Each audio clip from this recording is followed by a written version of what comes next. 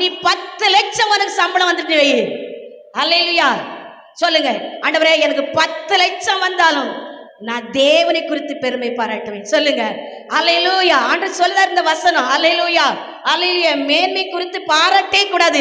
இன்று நீ உன் வீடு சுயரவா இருக்குது, நீ வெறுமையான பார்த்திருக்க, எவ்வளவோ முயற்சி எடுத்தாலும் எவ்வளவோ கண்ணீர் வடித்தாலும் உன் வாழ்க்கையில வெற்றியை காண முடியல. குறைய சம்பளத்தில் இருக்கலாம், குறைய தொழிற்சாலை இருக்கலாம், பள்ளியில் படிக்கிற பிள்ளைகள் கிட்ட குறைந்த மார்க்கா இருக்கலாம். அல்லேலூயா. நீங்க இருக்க வீடு கிட்ட ஒரு சிறிய வீடா இருக்கலாம். அல்லேலூயா. உன் தேவனாய கர்த்தர் உன்னை ஆசீர்வதித்து உன் எல்லையை விரிவாக்கி உன் பேரை பெருமைப்படுத்தி நீ எடுக்கிற சம்பளத்துல 10 லட்சம் எடுத்து உன் கைக்கு வரும் பொழுது நீ தாழ்மையா இருப்பாயே. அதான் தேவனுடைய பிள்ளை,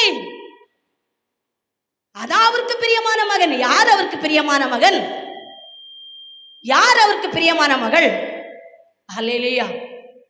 அவர் சொல்வார், உன்னை சிறியவனே நான் புழுதியிலிருந்து உயர்த்தி உன்னை ராஜாக்களோடும் உன்னை பிரபுக்களோடும் நான் உட்கார வைப்பேன்னு சொல்லியிருப்பாரு. ஆனா ஒரு நாள் உட்காருவான். ராஜாக்கள் வந்து சொல்லுவாங்க, பிரபுக்கள் வந்து சொல்லுவாங்க, நீ இந்த சேர்ல இருக்காத, நான் இருக்கிற இடத்துல இரு, இந்த மேற்சையில இரு, நீ ஒரு மேன்சர், இந்த கம்பெனிக்கு ஒரு மேன்சர் ஆயிட்டா, நீ மேன்சர் பட்டத்துல வந்து இருக்கணும், நீ அந்த பட்டத்துல அந்த பதவியை தரச்சல, அந்த இடத்துல இருக்கச்சல, உன்னை தேடி ஒரு 10 லட்சம் வரச்சல, நீ உன் தேவனாய் கர்த்தரை அப்ப நீ தாழ்த்தி அவர் கரத்தை பிடித்தா நீ பாக்கியவான் பாக்கியவதி. ஆமென் சொல்லுங்க. ஹல்லேலூயா. ஆண்டவருடைய வார்த்தை சொல்லுது, மேன்மை பாராட்டின் பூமியில அவருடைய கிருபைய, அவர் நியாயத்தை, அவர் நீதிய, அவர் ஜீவனுள்ள தேவனங்கதை சொல்லி என்ன செய்யணுமா? பெருமை பாராட்டணும். யான் படிப்புல தான் ஒரு கலெக்டர் ஆயிட்டேன், யான் சம்பாத்தியத்துல தான் இவ்வளவு சொத்து எடுத்துட்டேன், இனிமேல என்ன தேடி வைக்க வேண்டியதே இல்லம்பா வேண்டியது, யான் சொத்து. அல்லேலூயா. இதெல்லாம் சொல்லவே கூடாது.